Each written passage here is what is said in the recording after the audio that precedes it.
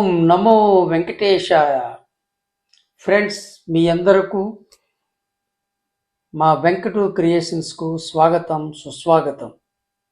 నాగసాధువుల గురించి తెలుసుకునే ముందుగా మన పుణ్యభూమి గురించి, కర్మభూమి గురించి, సనాతన ధర్మం గురించి కొంచెం తెలుసుకుందాం.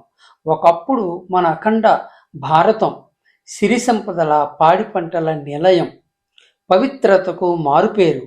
అది తెలుసుకున్న ఇస్లాం దేశస్థులు మన దేశంలోకి దొంగతనంగా ప్రవేశించి మన సంపదను దోచుకున్నారు.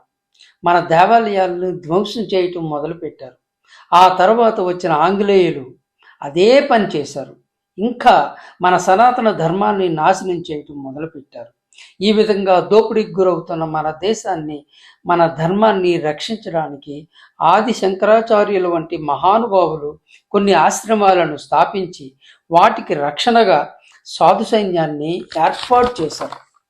అందుకే ఇప్పటికీ ప్రపంచంలో అతి ప్రాచీన ధర్మం మనది, అతి ప్రాచీన మతం మనది, అతి ప్రాచీన జీవన విధానం మనది. నాగసాధువులు రావటానికి ఇదే మూలం. ఆశ్రమాలను, దేవాలయాలను రక్షించే ధర్మవీరులుగా వీరు అవతరించారు. వీరు ఎవరి జోలికి వెళ్ళరు, నిత్యం శివనామస్మరణలో ఉంటారు. ఎవరైనా ఆలయాల జోలికి వస్తే వారి దగ్గర ఉన్న త్రిశూలం వంటి ఆయుధాలతో యుద్ధానికి దిగుతారు. ఒక్కొక్క సాధువు 1000 మందిని అవలీలగా ఎదుర్కోగలడు. వారికి ఉన్న అపారమైన దైవశక్తి అలాంటిది. నిరంతర సాధనతో వీరందరూ ఇలాగా తయారవుతారు, మన ధర్మాన్ని రక్షిస్తుంటారు. అయితే నాగసాధువులుగా అవ్వాలి అంటే ఏంటి? ఒకటి, మొట్టమొదటిసారిగా 18 సంవత్సరాల వయసులో ఈ దీక్షను తీసుకుంటారు. ఈ దీక్షలో మొదటిగా తల్లిదండ్రులకు పిండ ప్రసాదం సమర్పిస్తారు. అంటే తల్లిదండ్రులకు ఇక వారు లేరు, వారికి తల్లిదండ్రులు లేరు అని అర్థం. తరువాత స్వయం పిండ ప్రసాదం, అంటే దీక్ష తీసుకున్నవారు పరమపదించినట్లే, వాళ్ళు దైవంలో ఐక్యమైపోయారు. ఈ ఐహిక సుఖాలతో వారికి సంబంధం లేదు. ఐహిక సుఖాలు అంటే కాంత, కనకం, కీర్తి మొత్తం వదిలేస్తారు. స్త్రీ వ్యామోహం ఉండదు, డబ్బు మీద వ్యామోహం ఉండదు, పదవి మీద వ్యామోహం ఉండదు. ఒకే ఒకటి దైవస్మరణ, ధర్మరక్షణ. కొండగుహల్లో, అరణ్యాల్లో, హిమాలయాల్లో కఠోర దీక్ష చేస్తారు. సనాతన ధర్మానికి ఏదైనా ఆటంకం వస్తే క్షణాల్లో లక్షల్లో నాగసాధువులు వచ్చి తమ ఆయుధమైన త్రిశూలంతో శత్రు సంహారం చేస్తారు. అంత గంటల్లో ముగిసిపోతుంది. ఇది వారి సామర్థ్యం, దైవ బలం, దీక్షాఫలం. ఇప్పుడు జరుగుతున్న మహాకుంభమేళ ప్రతి 144 సంవత్సరాలకి ఒక్కసారి వస్తుంది. ఇది చాలా పవిత్రమైన కుంభమేళ. ఇక్కడ త్రివేణి సంగమంలో మొదటి రోజు ఉదయం 4 గంటలకు నక్షత్ర రూపాలలో వచ్చిన దేవతలు స్నానం చేస్తారు.